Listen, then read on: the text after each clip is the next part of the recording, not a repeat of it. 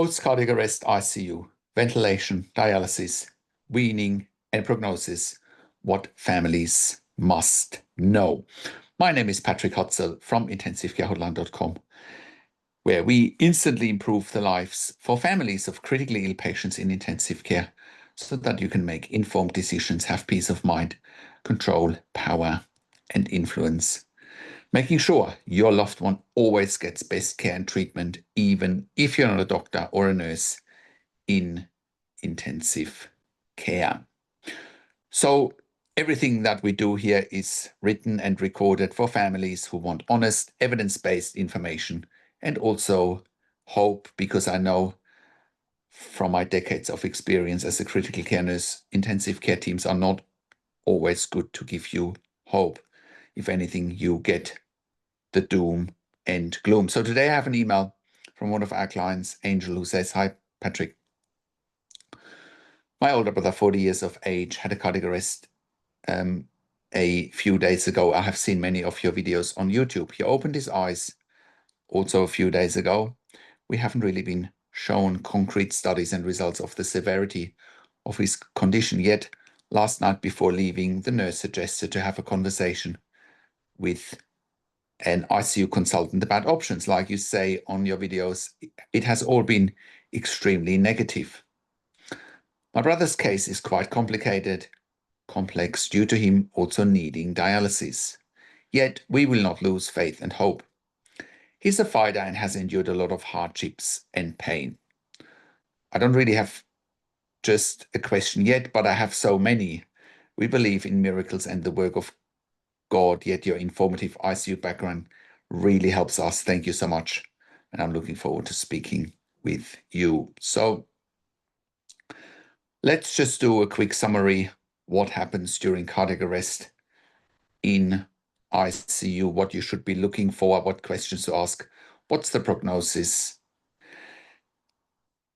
what are the outlooks, what are normal timelines in ICU, and so forth. So immediately after cardiac arrest, the ICU's job is to stabilize the heart, lungs, and brain, treat reversible causes, and prevent any secondary injury, whether it's to the heart or to any other organs. Perform many tests and therapies, which are also routine from an ICU perspective, but they're not routine to you as a family, of course, which is CT or MRI scan of the brain and ECG. Check cardiac enzymes in the blood, such as troponin or CRP.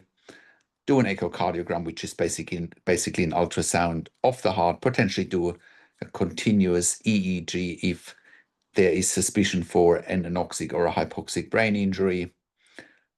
Arterial blood gases, invasive blood pressure, often targeted temperature to protect other parts or other organs, especially the brain in particular. So that's basically cooling therapy for 24 to 48 hours, then with a gentle rewarming back to baseline. Evidence says don't make firm neurological predictions in the first 72 hours after rewarming/normalization.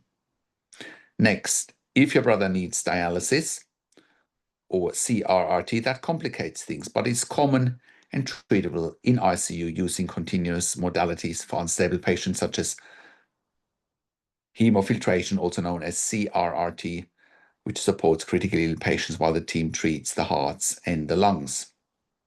Next, mechanical ventilation. Your brother is obviously ventilated. Weaning is a stepwise process. Go through spontaneous breathing trials, sedation management, i.e. sedation and opiates need to be weaned and minimized. Airway management, such as managing the breathing tube. A few days on mechanical ventilation in ICU after cardiac arrest is not a very long time. Many patients simply need time and stepwise trials before extubation or potentially deciding on a tracheostomy. So what is the ICU team doing in the first 24 to 72 hours? Number one, stabilize breathing and circulation. If intubated, ventilator settings are chosen to keep oxygen and carbon dioxide in safe ranges and protect the lungs. And in your case, your brother is intubated. So, go check out the ventilator settings. Let us know, send us a picture so that we can help you interpret the ventilation setting so that you are informed and that you can ask the right questions, or that we can ask the right questions on your behalf by talking to ICU doctors and nurses directly, which is part of what I do here.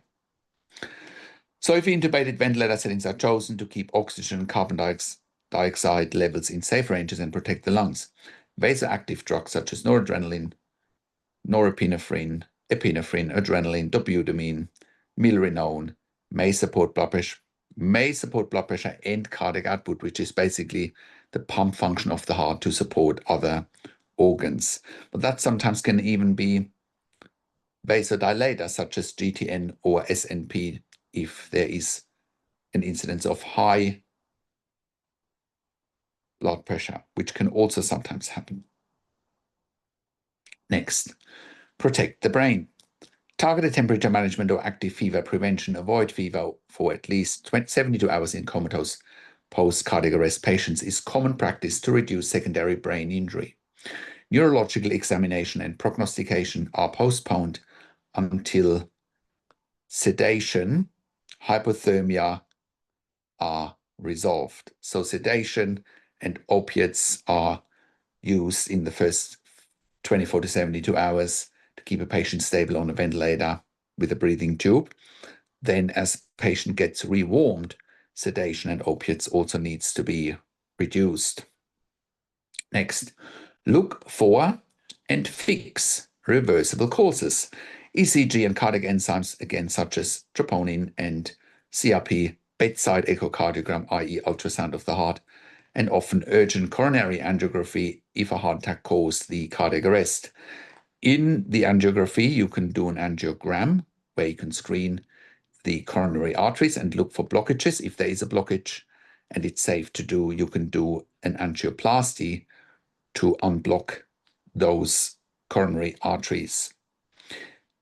If the coronary arteries can't be unblocked, cardiac surgery might also be another step. Treat arrhythmias such as atrial fibrillation or ventricular tachycardia, or potentially ventricular fibrillation, which is what might have led to the cardiac arrest in the first place. Myocardial ischemia, which again would be caused by blocked coronary arteries. Severe electrolyte problems, especially potassium, magnesium, calcium. If there is a sepsis, treat that as well. And of course, like in your brother's case, support failing kidneys. If dialysis is needed because of acute kidney injury after the cardiac arrest, ICUs commonly use continuous renal replacement therapy, CRRT, for unstable patients. It buys time while the heart and circulation are stabilized. And next, monitor closely continuous ECG, oxygenation, ABGs, urine output, blood tests, also lactate, electrolytes, neurological checks, i.e. hourly Glasgow Coma Scale assessments, and often continuous or serial EEGs and neuroimaging such as CT scan of the brain or MRI scan of the brain when indicated. Also, especially with cardiac ultrasound or heart ultrasound, go and look for ejection fraction and see what the pump function of the heart is. Some cardiac arrest patients also end up with a Swan-Ganz catheter or a PA catheter to monitor cardiac output, cardiac index, and also some patients after cardiac arrest might end up on an intra-aortic balloon pump to support the heart temporarily, or they might even end up with ECMO. But I'm not going to go into too much detail today about ECMO.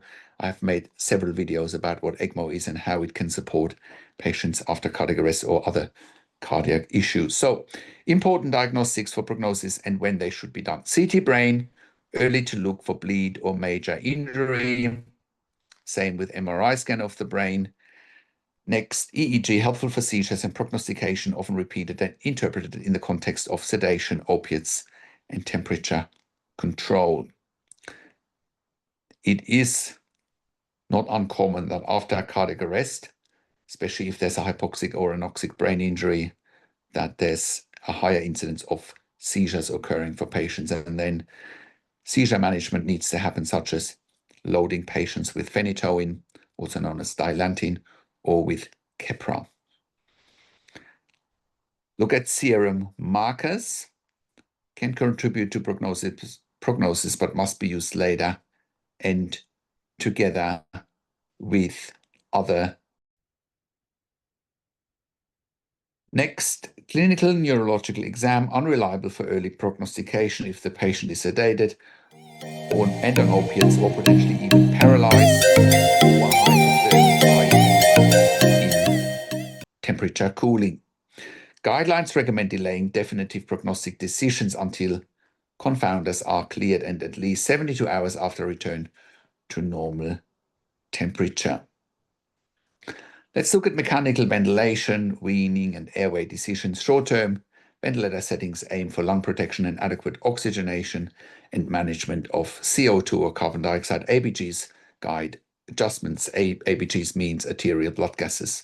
Weaning. The evidence-based approach used protocols and spontaneous breathing trials when the patient shows improved gas exchange, stable hemodynamics, and reduced or no sedation and reduced or no opiates. Liberation from ventilation is a stepwise tested process. Next, if spontaneous breathing trials fail or prolonged ventilation is expected, the team may discuss a tracheostomy. Timing can be debated early within 7 to 10 days versus later 10 to 14 days, and the choice depends on the clinical picture, neurological recovery, secretions, airway protection, expected duration, patient and family choices as well. And it's probably the most important. What are patient and family choices? There is absolutely not a one-size-fits-all, and teams and families balance risks and benefits as per family choice. So where does dialysis fit into all of this? If the kidneys fail, dialysis or continuous renal replacement therapy, CRRT, helps control fluids, electrolytes, and removes toxins while the ICU treats the primary problem. For hemodynamically unstable patients, which is common after cardiac arrest, continuous modalities such as CRRT are preferred as they are gentler than intermittent hemodialysis. The presence of dialysis needs careful coordination with ventilation, anticoagulation, and other medications, including inotropes and vasopressors. So let's look at realistic timelines. Why a few days in ICU is not enough. From admission to 48 hours, life-saving intervention, stabilization, fever control, many confounders such as sedation, opiates, hypothermia active, where the prognosis is very uncertain. 72 hours after rewarming and the patient has shown some hemodynamic stability, teams start more reliable neurological assessments and combine exams and EEG and imaging biomarkers to form a prognosis. Guidelines explicitly caution against early withdrawal of life support while confounders remain. We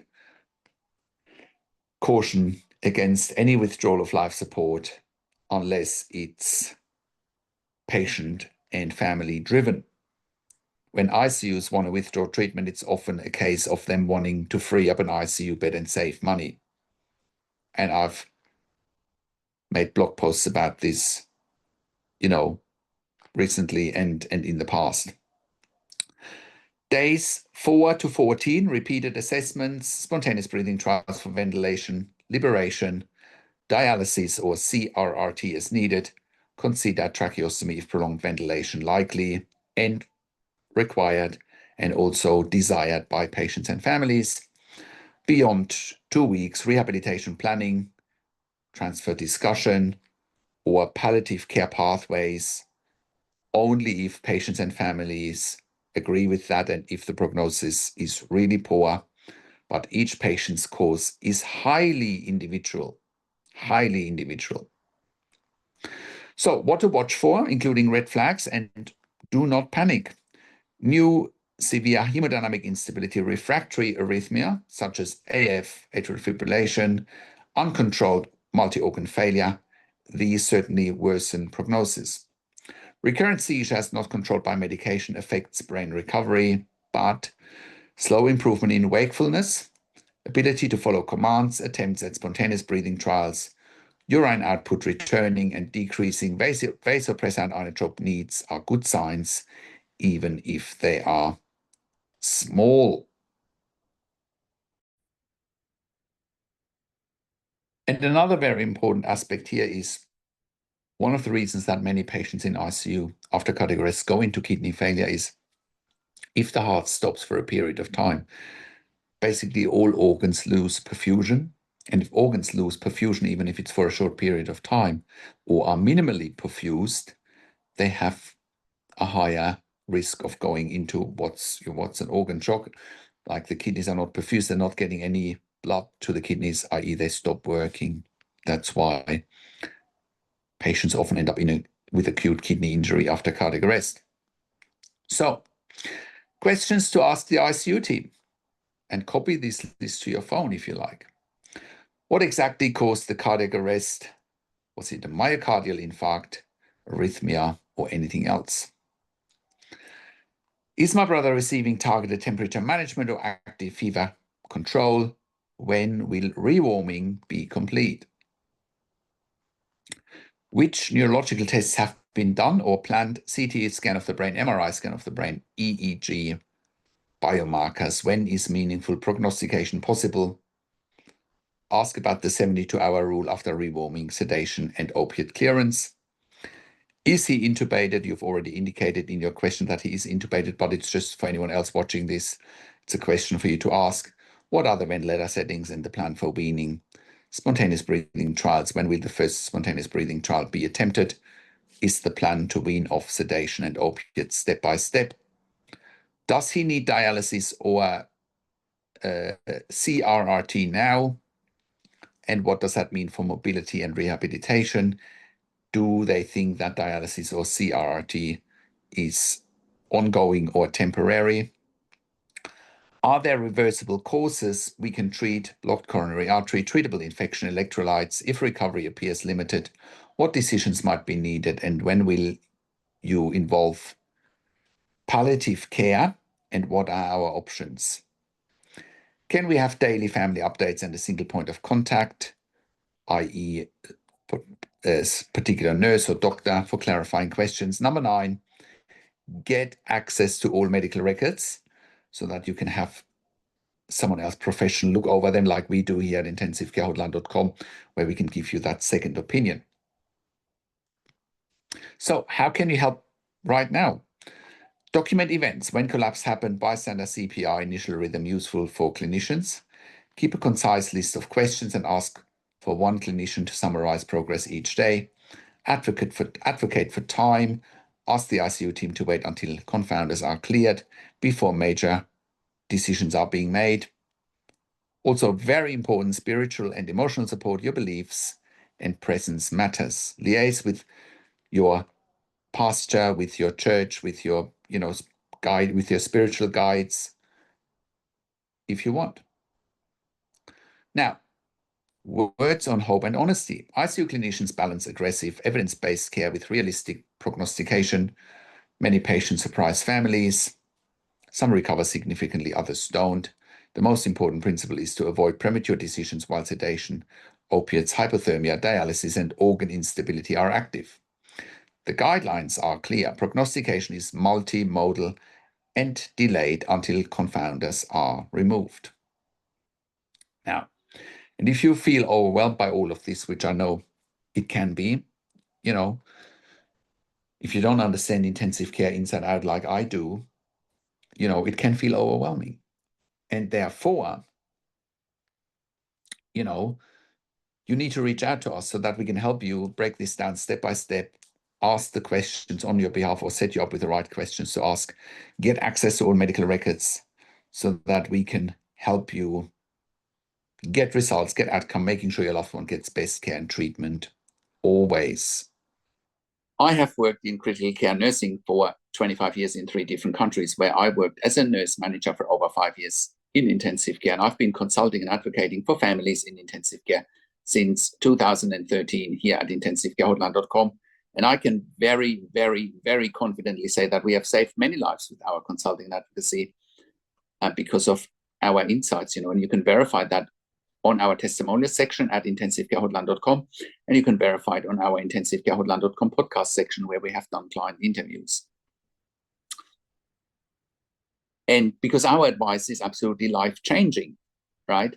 The biggest challenge for families in intensive care is simply that they don't know what they don't know. They don't know what to look for. They don't know what questions to ask. They don't know their rights, and they don't know how to manage doctors and nurses in intensive care. And that's why we help you to improve your life instantly, making sure you make informed decisions, have peace of mind, control, power, and influence, making sure your loved one gets best care and treatment always. And that's why you can join a growing number of members and clients that we have helped over the years, saving their loved ones' lives. And that's why I do one-on-one consulting and advocacy over the phone, Zoom, WhatsApp, whichever medium works best for you. And I talk to you and your families directly. I handhold you through this once-in-a-lifetime situation that you simply cannot afford to get wrong.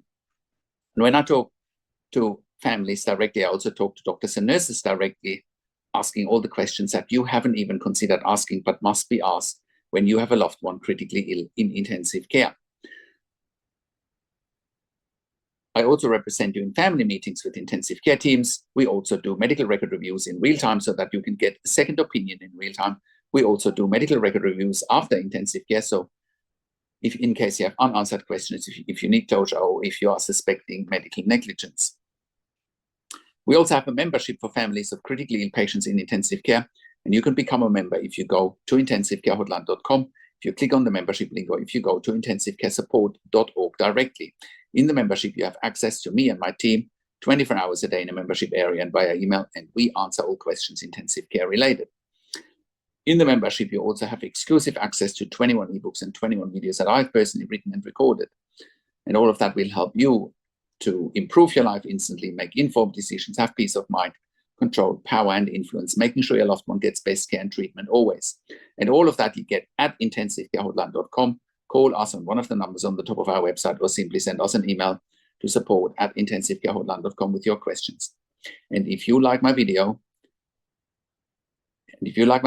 subscribe to my YouTube channel for regular updates for families in intensive care. Click the like button, click the notification bell, share the video with your friends and families, and comment below what you want to see next, what questions and insights you have from this video. I also do a weekly YouTube live where I answer your questions live on a show, and you will get notification from the YouTube live if you are a subscriber to my YouTube channel, or if you are a subscriber to my intensivecarehotline.com email newsletter at intensivecarehotline.com. Thank you so much for watching. This is Patrick Hutzel from intensivecarehotline.com, and I will talk to you in a few days. Take care for now.